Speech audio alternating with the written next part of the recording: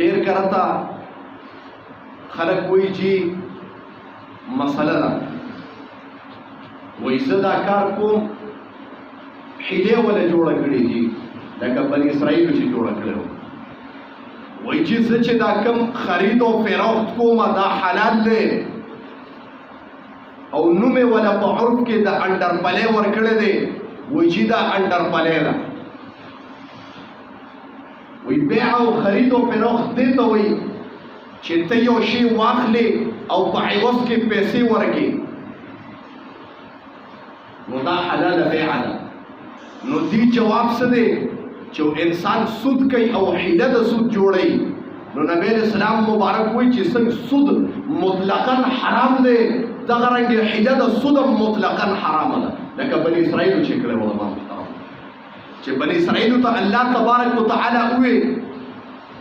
چې تاسو یو ورځ ورته مختص کړه د خالی ورځ چې تاسو په دې ورځ باندې الله تبارک وتعالى امر کوي چې د دې کار نه ځان بند کې ښکار د میانو باندې نه کوي رب دا اعلان وکړ دې د پاره بنده باندې ازمایش کوم هر قسم شی به تاسو دنیا کې ملاويږي لیکن زما په امر باندې په حلاله طریقه باندې تاسو په دنیا کې هر قسم لذت ملاويږي لیکن زما په امر باندې په حلاله طریقه باندې الله وی یو شی کې لذت ډېر زیاتې په یو شی کې ظاهري فایده ډېر زیاته ده په یو شی کې لذت او ګټه تاسو په ظاهر کې ډېره ده الله وی ما د هغې نه منع وکړه منع رب وی زه د دې نه منع کوم قسم دې مستقبل کې دا ستا دپاره غټ نقصان ګرځي چې بني اسرائیلو ته الله ووی چې تاسو ځان بند کې د خالي فرض چې تاسو په بیان صرف نقطه وایم جی بیاناتو دغه تاسو واقعات ډېر اورېدلي چې د خالي پرس بني اسرائیلو ته الله امر وکړ چې او بني اسرائیلو د خالي پرس کار د بیانونه کې دی وای موږ درم خبره منلې ده حیله د جوړوم چې حیله څنګه وکړه دی داسې کار وکړ چې وړې وړې لختې جوړې کړې خپل یو تالاب به وته جوړ کړو یا به کورونو ته هغه نری نری لختې وسته الله تبارک وتعالى د امتحان د پاره هغه د خالي پرس په میان د اوبو سر لراغلي ټوپونه به ول الله د دې بني اسرائیلو ایمان چکو چې تاسو ایمان څنګه دی په امرز باندې په میان دونه نو د خالي پرس په اوبو په سر ګرځي د دې ایمان چې تکین کېده الله وي زموږ طرف نه امتحان نو دی دا حیله جوړه کړه چې کور ته لختي بوتله او ځان لنډنونه جوړ کړه د خالي پرس هغه میان به په هغه لختو کې وبه د زما محترمو توجه غواړم ډېره زیاته چې بیا یو سړی دا ونه وایي چې دا جی دا سود نه دی جی دا چې کوم دی انډرپلې ده جی دا صحیح خرید او فروخت دی هغه میان چې بلاړه د خالي پرس به زما محترمو دې ښکار نه کو چې کله به د اتوار ورځ شوه د خالي په شپه باندې به دي هغه جال لختې بند کړه د اتوار پرس چې به راپاڅېده د خالي پرس چې به ډنډ ته کم میان د دې ډنډونو ته تللي د اتوار پرس به میان ونیول او دا دغه به کو چې موږ خو د خالي پرس نیولې نه دي د اتوار پرس نیولې دی الله وی تاسو ما سره منافقت وکړه تاسو ما سره دوکه وکړه تاسو ما له دوکې راکوئ دا په حقیقت کې ځان له دوکه نه ده دا ما له دوکه ده الله تبارک وتعالی د هغې په وجه په هغې باندې عذاب راوستی دی حیلې جوړه کړې وه وایي چې د خالي پرس نه نیسو د اتوار پرس نیولي خبره دې پورې کوم زما محترمو چې خرید او فروخت کوي جی انډرپلې طریقه دا تاسو ته ډیرو خلکو به د انډرپلې نوم اورېدلې دی لیکن د انډرپلې په معنی باندې نه پوهېږي په دې عذاب او غم کې اموخته زما محترم الله دې موږ ټول د دې نه وساتي وای امام احمد بن حنبل رحمت الله علیه وای هغه چې کوم دی کور کې کور تراغه روټې ته چې څنګه لاس کو خپل کور والا ته وای خزه دار روټې دا مال دینه د حرام بوی راځي خزه وته وی امام صاحب رحمت الله علیه ته وی چې اورم تاروړې دي لرګین تاروړې دي چې څه کاله پینا دا خو ته په خپل وروړې صرف پخکړې مالا که زما لاس کې صحرا وینو هغه ته وی ښه پوهېږم نه خو ما ته د حرامو بوی راځي خاونده وی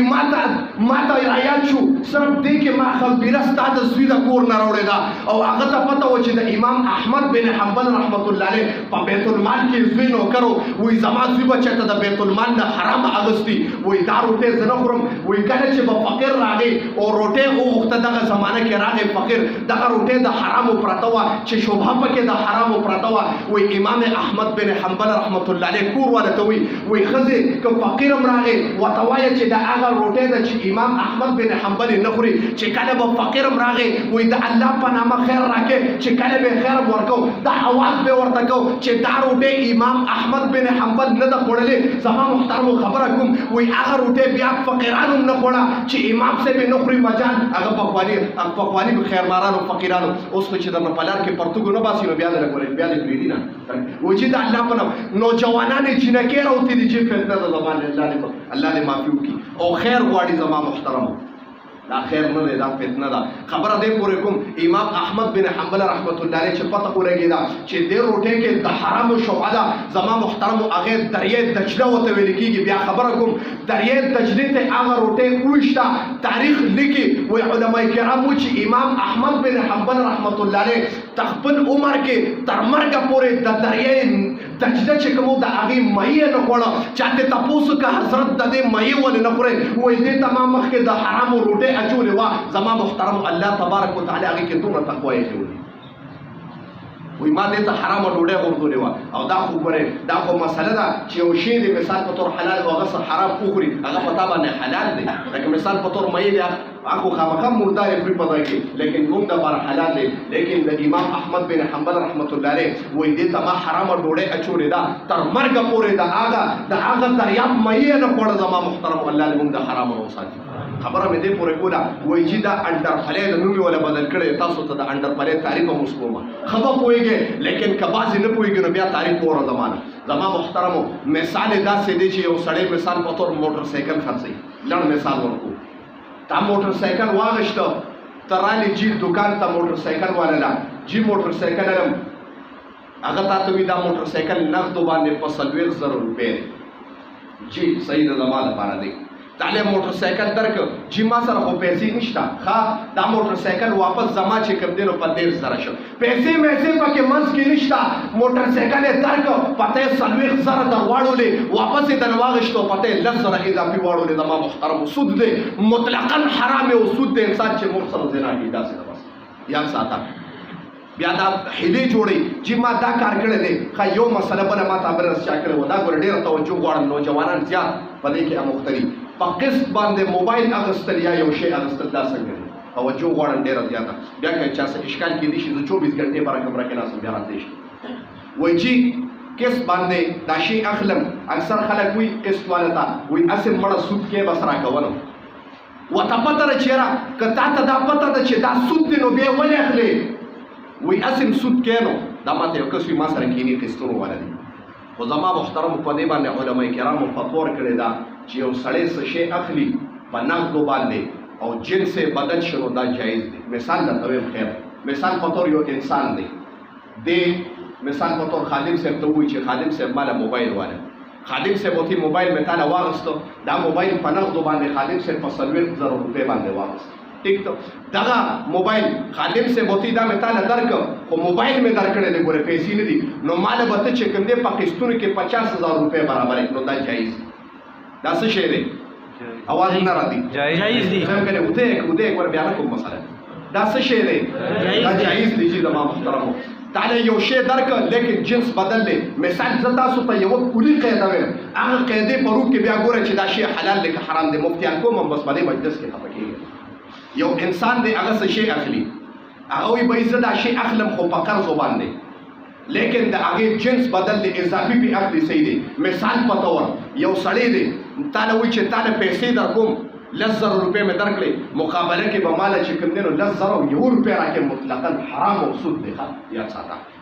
یو سړی وایي چې تاله پیسې در کوم 10,000 روپۍ در کوم خو مقابله کې به ماله 1,00,000 دینارونه راکړې نو جایز دی څنګه جنس بدل شو چې پیسې دي لیکن جنس بدل شو یو شی په بل باندې اضافي اخلي خو که دواړه د یو جنس نو غنم په غنمو باندې اخلي لیکن یو طرف ته صحیح غنم دي بل طرف ته کوټه غنم دي اگر که خراب غنم دي لیکن که دا خراب غنم په یو موټ سیوا نو دا سود دی دا مطلقاً حرام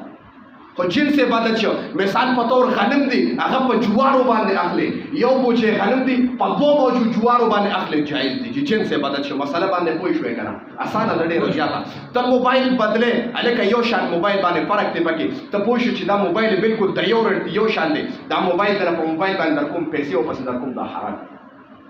جنس یو دی چې جنس بدل شي زما محترمو ربا پکې نه راځي خو لیکن یو شی کې جنس هم نو عوض هم پکې نو مطلقاً سود او ربا د الله دې موږ دې نه وساتي حتی الامکان د حرامو نه ځان بچ کې وایي نبی علیه الصلاة والسلام مبارک فرمایي وایي هغه غوښه چې په حرامو باندې زرغونه شي هغه غوښه نبی علیه السلام 3 کرته فرمایي هغه غوښه چې په حرامو باندې زرغونه شي قسم دې وي د جهنم د سوځېدو سره ډېره لایقه ده چې په جهنم باندې وسوځي الله دې موږ د جهنم نه اور نه وسوځي تاسو ته یو چیلنج در کوم تاسو ته یو انسان دې د ماچس یو تیلی راوالي چې یو تیلی ستاسو ایمان ګورم بیا یو تیلی دې د ماچس راوالي د ماچس د تیلی د بندېدو پورې ورته ته ګوته ونیسه ستا ایمان ګورم بیا او دا اور د جهنم د دنیاوي اور نه او یو کرته وینځلې شوی دی الله تبارک تعالی بیا به د جهنم اور زموږ دپاره څنګه الله دې موږ د هغې نه نجات راکړي خبره دې پورې کوم زما محترمو چې د ډېر کرته انسان په حرامو باندې اموخته دی جي وایي چې دعاګانې کومه دعا نه قبلېږي چې منځونه کومه ما ته په منځ کې لذت نه ملاویږي چې اولاد مې پیدا دی زما اولاد نافرمانه دی چې ښځه مې کور کې خبره نه مني زه وایم